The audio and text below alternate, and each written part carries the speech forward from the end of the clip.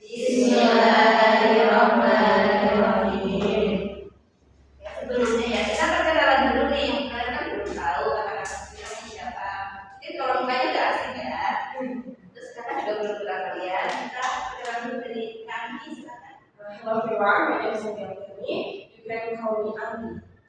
Everyone, my name is Tina Siti Tunggadewingo. You can call me Nana.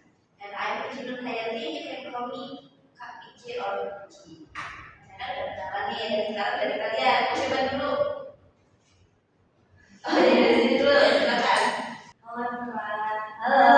My name is Wadid Sanda. You can call me Matika Anda. I'm coming Mochuan. Hello, my name is Fauzia Rumaina. I'm from Depok, West Java, but now I live in Surabaya. Oh, oke. Hello everyone. Hai. My name is Rizka Kadipadiba. You can call me Rizka. I live in Pasariro. Hello everyone, my name is Rizka Yamati. You can call me Put. I'm from Surabaya. Oke. Hari ini kami akan menjelaskan materi tentang Albert process yang akan dijelaskan pertama kali oleh Saya ya bisa dibuat juga untuk PPT ini ya. Oke, sesuai dari PPT yang sudah dikirimkan ya. Sebelumnya ada yang sudah tahu belum apa sih itu Albert process? Jadi Albert itu adalah kata keterangan, sedangkan process itu kausa. Nah, jadi untuk singkatnya, the process is an adverb clause in a clause that function as an adverb in sentence. Jadi kausa ini yang berfungsi sebagai keterangan atau adverb dalam sebuah kalimat. Bisa untuk menjelaskan when, where, why, how, and under what condition or for what purpose an action happens. Nah, di dalam susunan kalimat adverb clauses ini bisa berisi subject plus verb, tetapi tidak bisa berdiri sendiri ya. Biasanya diawali dengan subordinate conjunction seperti when, why, before, because, although, if, since, until, so that, and as. Dan nanti itu akan dijelaskan oleh Sister Andi. Nah, dalam penyusunan kalimat adverb clauses ini terdapat dua rumus patterns. Nah, pola utama. Nah, yang pertama adalah rumus yang pertama adalah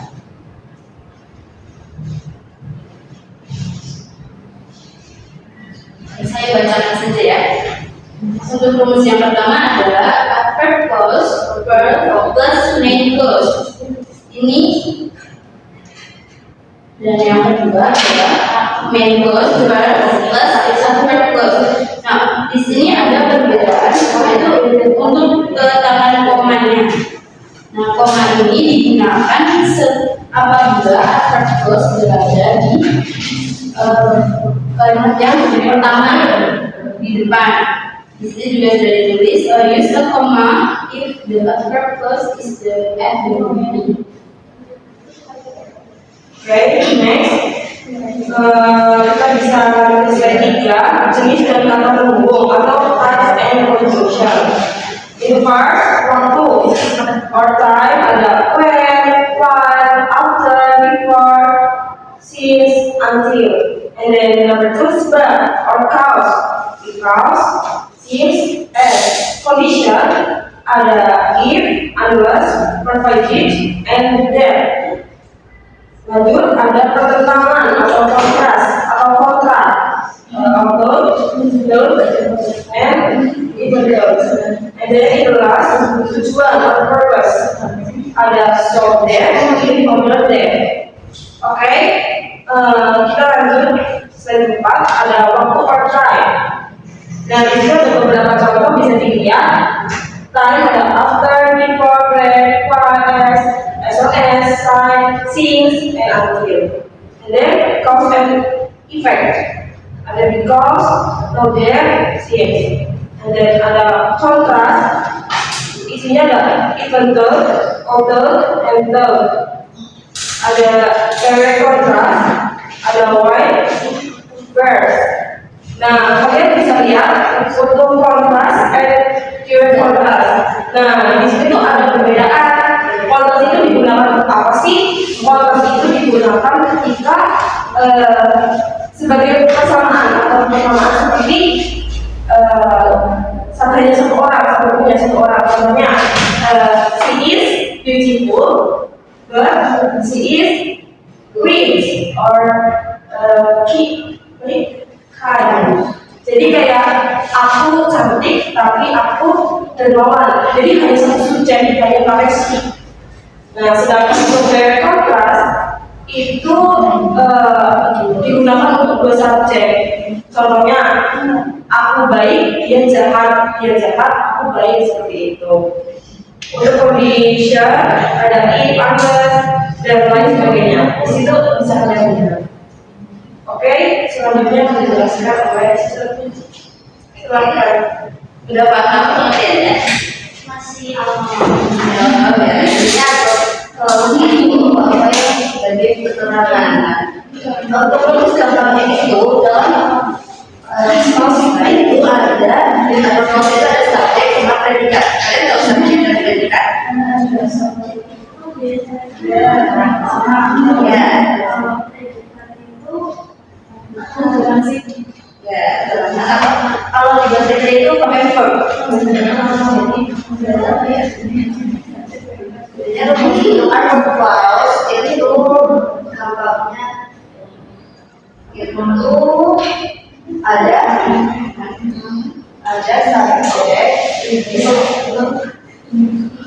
subjek sama verb.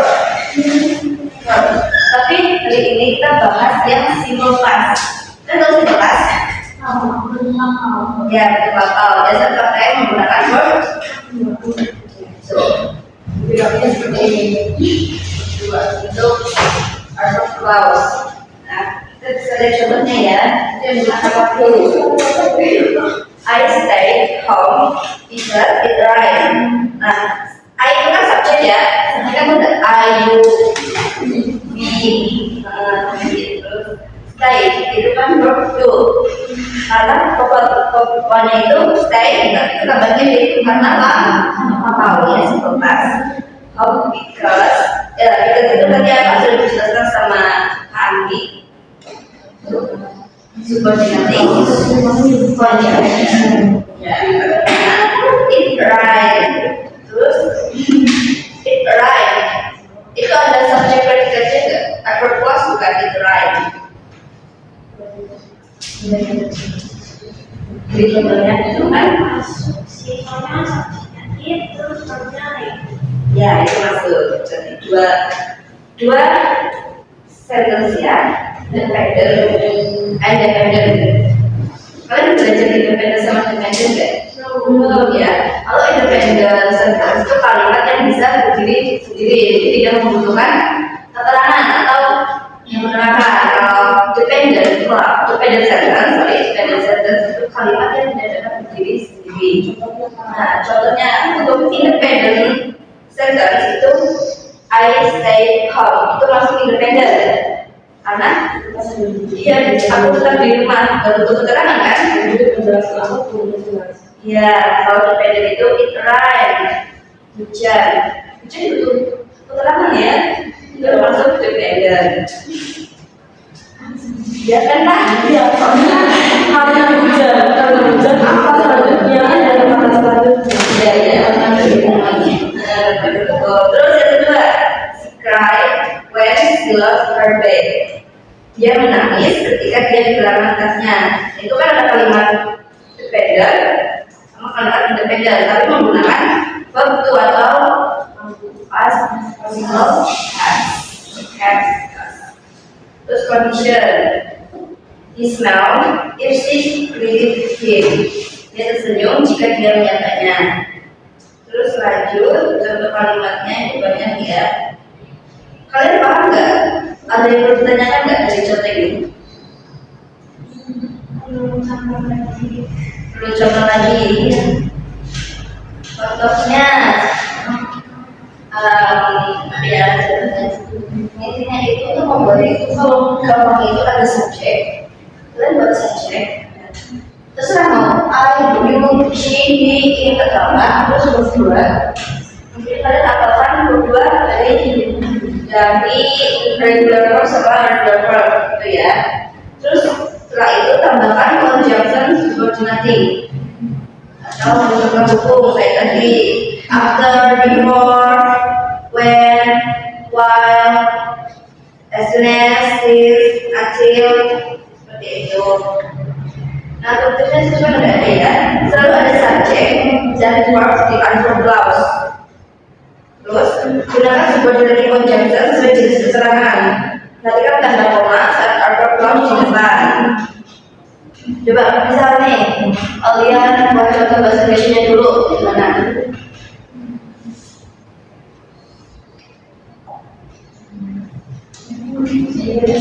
Coba bisa ada kaos, namanya kita bisa dulu. Kaosnya ada subjek, ada bentuk. Dia cantik tapi dia jahat. Ya, boleh. Itu pakai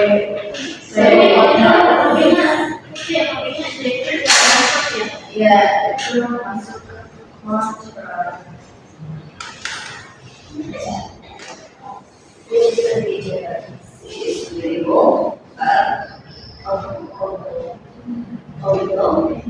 she is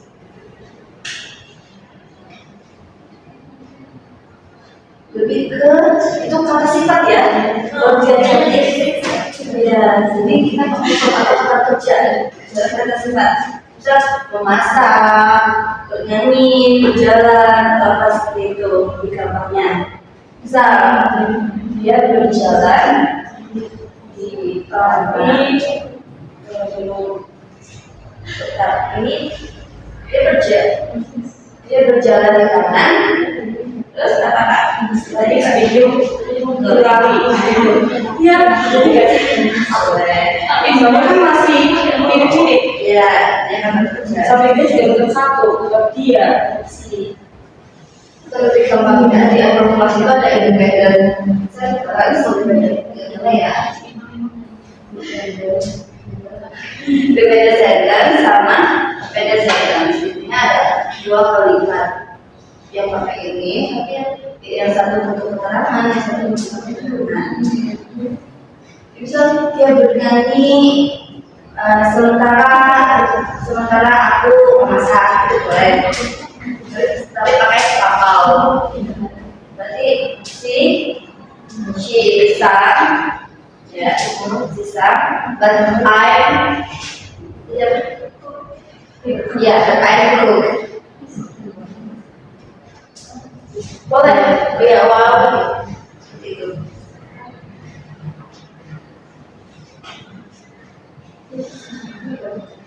Oke, kita contoh. After she is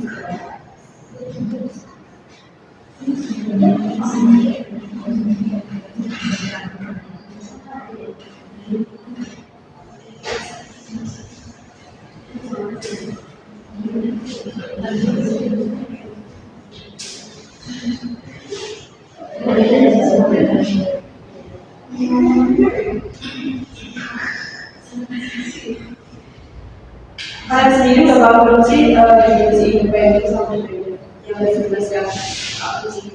Independen itu kan yang nggak perlu orang ya, kalau independen yang diri sendiri.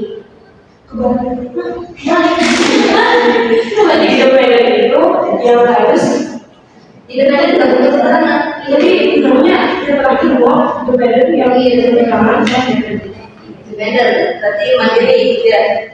kayak gimana tadi penjelasannya ulangnya? Independen itu kan yang nggak perlu keterangan. Kalau independen yang Ya. Nah, kalau digabung itu namanya asal pauses. Jadi yang sudah independen, yang sudah independen. Kalau misal coba dari dulu baru independen, boleh nggak sih kira-kira? Coba. Boleh kan? Boleh. kan kalau bisa dibalik dependen dulu baru independen itu boleh ya? Nanti yang independen itu ada keterangan kalau independen yang di depan. Coba kasih contoh dulu dependen sama independen. Coba bisa nggak buat yang depan dependen dulu, yang belakang independen.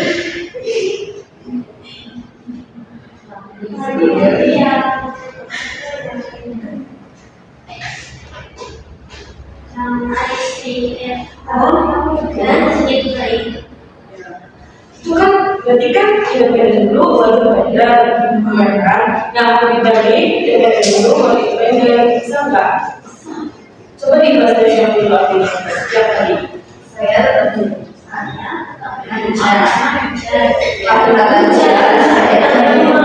jadi bisa nggak? Bisa. Bedanya itu ada di komanya. Terus jangan lupa pakai pasnya. ya kita lebih sudah boleh sih harus menjual misal kalian sih kalau rumusnya kan Kebiasaan sehari-hari. pas ya tapi udah lalu kayak penggunanya biasanya itu pakai to be, was, were atau did gitu. Sini kan tadi pengertiannya sudah dijelaskan ya sama ya karena rumusnya itu ada clause sama main clause. Jadi main clause itu kata lainnya dari independent sentence. When I arrived, she was studying. Ketika aku minta, dia sedang belajar. Contohnya, ya, kan bisa dibalik. Jadi independent, when I arrived, ketika aku datang, itu kan ketika aku datang apa? Butuh keterangan ya. Itu masuk ke dependent sentence. Nah, she was studying. Dia sedang belajar. Nah, itu sudah termasuk dependent. Terus kalau dibalik independent dulu atau main clause dulu baru ada clause-nya atau independent clause-nya. She was studying when I arrived. Jadi ketika ada subordinatif jasa di depan yang dari when, after, while itu kan when I arrived itu kasih koma baru dilanjut kalimat berikutnya. Nah, tapi ketika subordinatif jasa itu di tengah, contohnya she was studying when I arrived itu tidak perlu koma. Kami Masa disambung jadi satu kalimat. betul ya. Itu untuk membedakan. Nah, untuk ada clause memang harus hati-hati di komanya.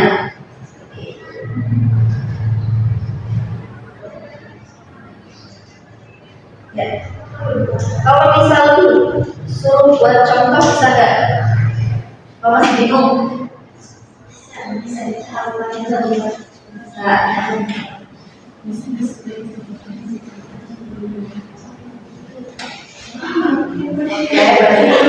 kita diskusi aja ya, diskusi aja. Kalian silakan buat contoh sebanyak-banyaknya aja Pak. Bisa ya. Kita Ya. Oke, seperti yang tadi ditentukan, kalian diminta untuk membuat contoh satu kalimat dari keterangan nanti bisa ditulis ke papan tulis ya. Di masih bahasa Indonesia nggak apa-apa. Bahasa Inggris. Ya.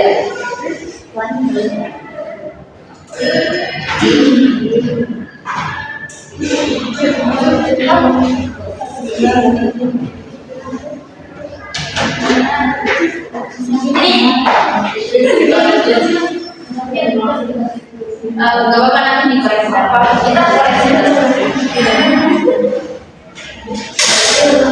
Nah,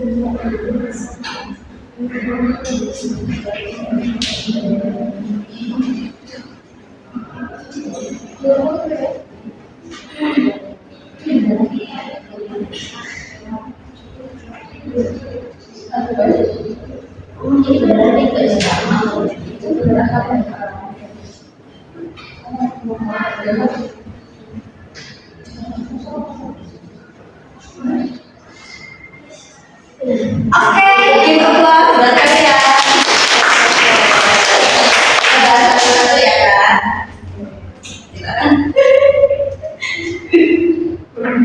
Oke, dari nomor 1. You was mad if she didn't listen to him. Ada subjeknya? Subjeknya yang mana? Oke, ini. Terus maksudnya? Ya, iya. Jadi gitu, dia tuh dari simple past ya, itu bisa pakai was atau when. Tapi boleh jika kamu mau buat contoh seperti ini sudah menunjukkan kalau ini simple past atau somehow. Dia marah ini masuk apa? Oke, ini ya, was made verb. If itu masuk ke yes conjunction. And terus untuk kalimat pertama ada subjek, ada verb-nya. Berarti ini sudah termasuk kalimat ya. Terus kalimat kedua, she didn't listen to him. Subjeknya ada? She. Oke, subjeknya she. Subjek. Terus untuk verb-nya? Didn't listen. Oke, jadi juga pakai didn't. Boleh pakai didn't, tapi yang habis didn't itu verb one. Belum pakai verb lagi. Belum diubah. Soalnya udah diubah. Ya, Boleh. Jadi, benar. Paham? Kamu sudah semuanya? Kemudian berkata jika dia tidak mendengarkan. Ini mendengarkannya. Terus kita juga soal kedua. Contoh kedua. Pertama, I always wash my face before going to bed. Right. Kita dari ini kan conjunction-nya. Kalau conjunction di tengah itu nggak perlu pakai koma. Benar. Kita lanjut ke pertama dulu. Ada subjeknya? Subjeknya? Subjek itu terus untuk verb-nya wash. Wash itu kita pakai verb atau simple pas ya. Nah ini wash itu masih verb satu. jadi belum apa ya Pak?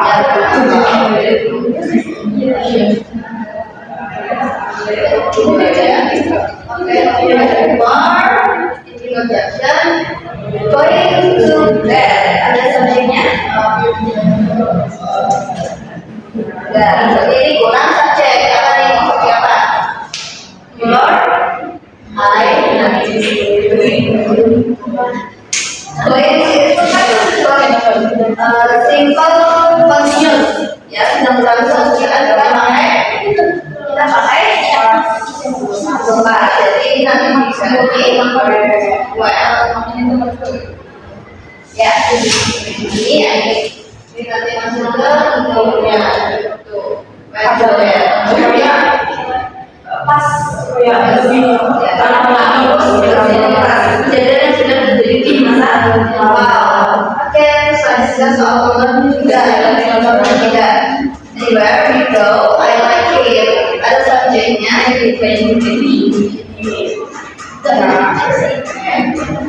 ini conjunction ya, anywhere. Ya, ini Pak apa anywhere atau ini sebagai conjunction itu depan gitu. Dikasih sama go itu betul apa enggak? Judulnya ini jadi kita pakai simbol tuh, jadi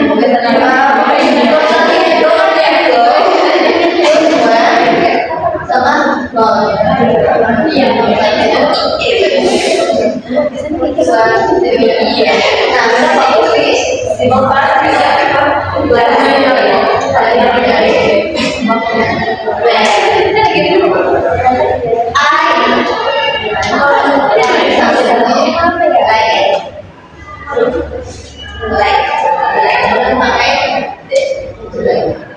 Nanti ya, kalau videonya Sebenarnya kalau nggak boleh apa, ini harus lebih lama. terus contoh subjeknya apa? Oke, verbnya kemana?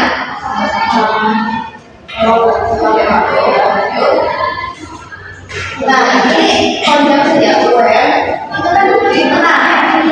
berhubungan apa enggak? Tidak. Nah, ini ada subjeknya enggak? Berarti kita tambahin subjek untuk membahas yang mengenal ini kalimat kata.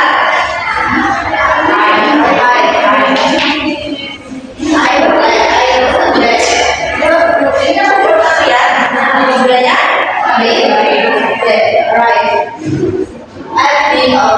Oke, di sini paham? Beneran? Oke, yuk Mas.